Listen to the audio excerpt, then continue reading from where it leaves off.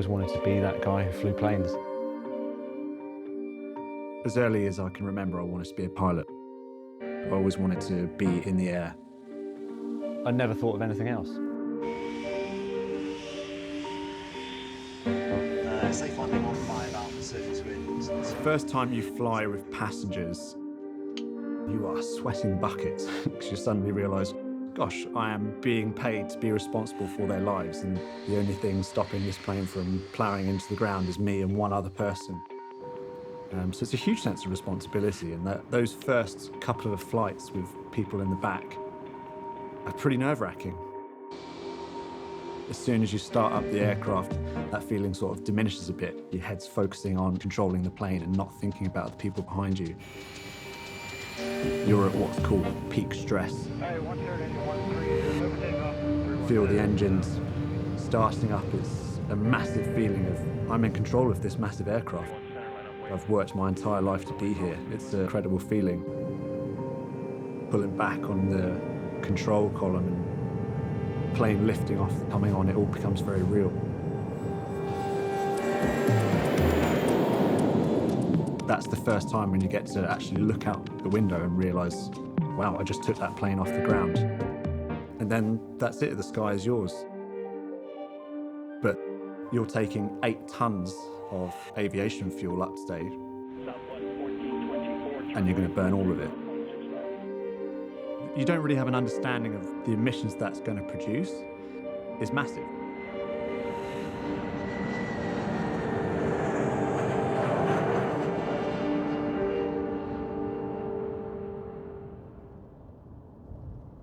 I could never imagine myself sitting behind a desk 5 days a week, 9 to 5. I've always wanted to do something that's exciting, and for me, being a pilot, it's the dream job. But there's this ecological and climate catastrophe happening, and suddenly that dream is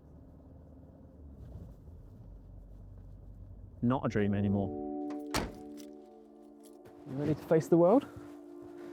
It's such a nice place. We've got that mixture of woods and forest, agricultural land.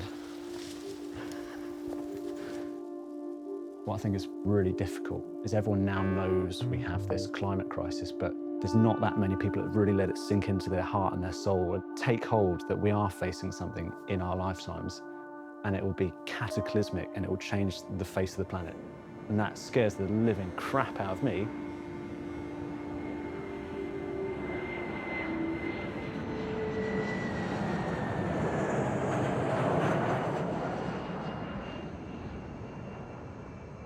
There was a moment in one summer when the wildfires in Greece were burning. Hey, 130, 130, clear for takeoff, 31 center,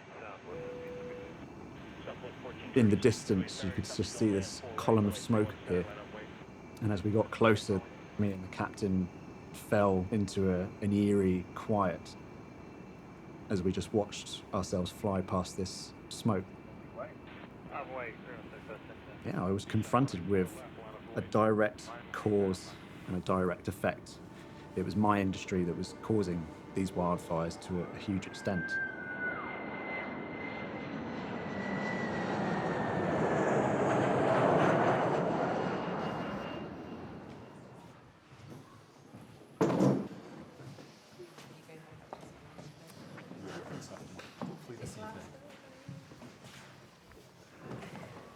Welcome everybody. It'd be really good if we just go around and introduce ourselves because not everybody knows each other. Can I start, George? George, I worked for EasyJet for 3 years as an airline pilot, and I left in June 2022. I'm Todd. I grew up on a council estate, and my dad was a builder, and he always told me to do a job that I'd enjoy. And that was it. That was when I set my heart on becoming a pilot. And I had my first flying lesson when I was 12 years old, and my mum and dad bought me a flying lesson. And flying's always been everything. From my earliest memories, I loved flying over the Alps. Just this vast array of snow-covered mountains. majesty of Mother Earth. It humbles you. But seeing that snow level getting higher and higher and looking so vulnerable and fragile, it was increasingly difficult to reconcile and to just carry on and bury my head in the sand.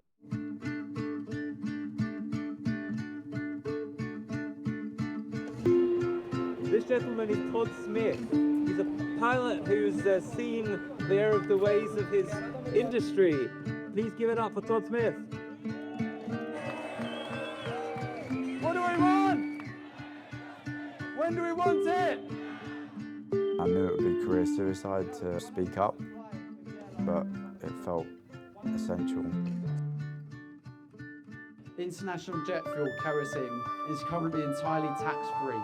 And I think it was very difficult for my peers to understand or to see the world in the way in which I saw it. I think they felt very threatened. I think the industry felt very threatened. Just 1% of the global population create 50% of aviation emissions. I've currently formed a group called Safe Landing, which comprises of eco-conscious aviation workers.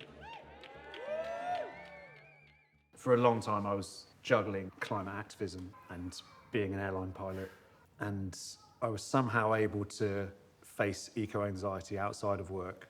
But increasingly, I had the feeling when I was walking through the airport and seeing big billboards that says the northern runway at Gatwick will bring us closer than ever to net zero. And I was thinking, that is utter crap.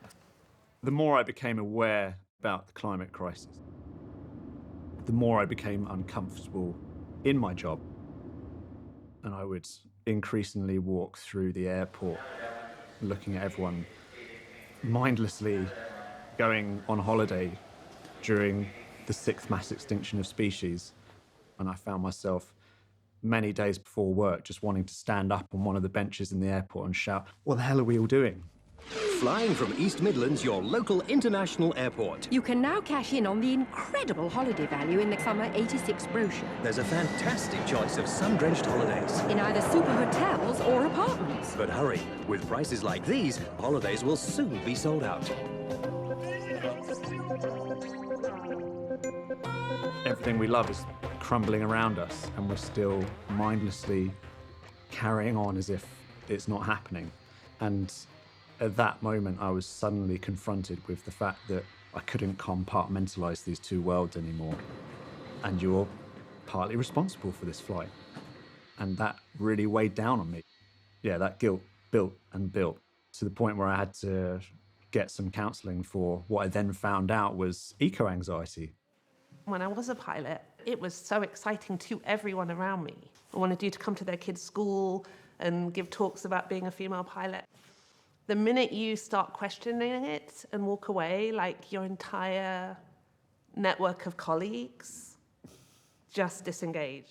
Having that anxiety and knowing some of the facts around it and thinking we're still on this sort of runaway train heading towards this cliff edge and we're still not putting the brakes on. The key threats to the industry, usually the top one is religious terrorism. And for the first time, I think it was in 2021, they put the second biggest threat to the aviation industry is environmental activists. And they put up on the screen this big picture of Extinction Rebellion activists. And there was me sat at the back of the class thinking, I'm an Extinction Rebellion. Am I a threat to the industry? Hey everyone, what we really got to recognise is if we want to see that future that we all want to see, we're going to have to step into civil resistance. And when we step into civil resistance, the state pushes really hard back, really reminds us what we're up against when we're tackling these fossil fuel industries and these Goliaths. Before I went to my very first Extinction Rebellion meeting, I was completely alone. I didn't know any other aviation worker that cared about climate crisis, and I shared my story. It transpired that I was sat next to George. In that moment, all of a sudden, I was no longer alone. But I do feel that we were supposed to meet that day, and since then, organically, we've met more and more aviation workers, largely at the beginning just talking about mental health, talking about how management are kicking the can down the road. More and more people. Some cabin crew I chat to, engineer chat to. People are like, oh, this is quite bad, isn't it? priority is profits. The priority is the ability for more people within the global north to keep flying. And it really underscores to me why I felt personally like I had to leave the industry to make the most impact and join something like Just Stop Oil and Safe Landing. The government are clowns! The people will decide! It's time to pick a side! Just stop oil!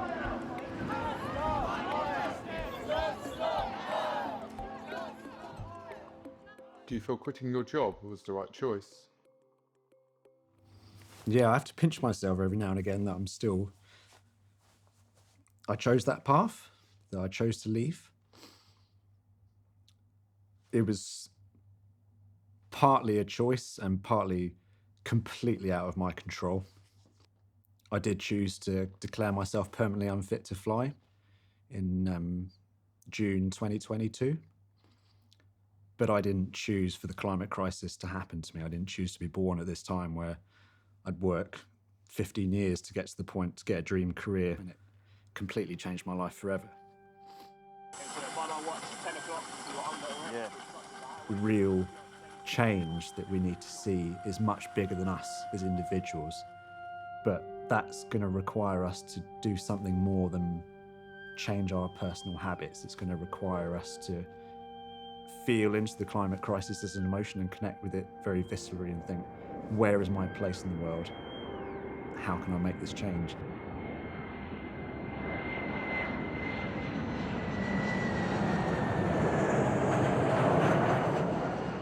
Wouldn't it be beautiful if we had some grown-ups in the room who could actually look at the madness of this unfolding, look at the companies that are just driving us, accelerating us towards a proverbial cliff edge, and ensure that there is a future in the industry. And I do feel that's possible if we actually just slow down. At the moment, every major airport in the UK is set to expand, and that goes completely against what even the government's own quite conservative advisors are saying. The Climate Change Committee says we cannot expand airports in the UK if we want to stick to our climate targets and if we want to have a survivable future. But I always grew up inherently believing that if it was really that bad, the government would do something. Like, the people you think are supposed to keep you safe, the government themselves are not. And that's what propelled me into climate activism and trying to hold the government to account.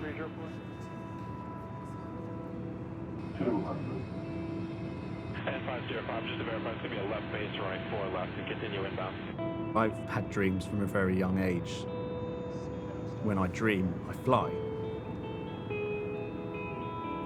There was always going to be two parts of me that both loved aviation and wanted to stay, and the part of me that was dealing with the grief and the pain of the climate crisis. 50. That feeling of responsibility is not something that you can replicate in the simulator. And I felt a massive weight off my shoulders when I did eventually step away from aviation. There was a part of me that still desperately wanted to return to aviation.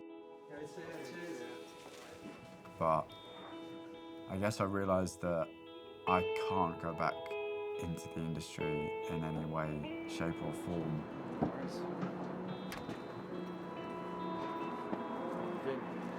Pretty good, yeah. It felt good to be back in the flight deck. Yeah. Nice to not have the pressure of actually being in an airline and having a line check. I think you did really well. I've recently been flying paragliders in the Alps. Just completely at one with nature, and we do want to see the industry transform. We want a continuation of the industry. We want people to be able to carry on visiting this beautiful planet. But with integrity for the future generations and both the industry and the destinations that we know and love.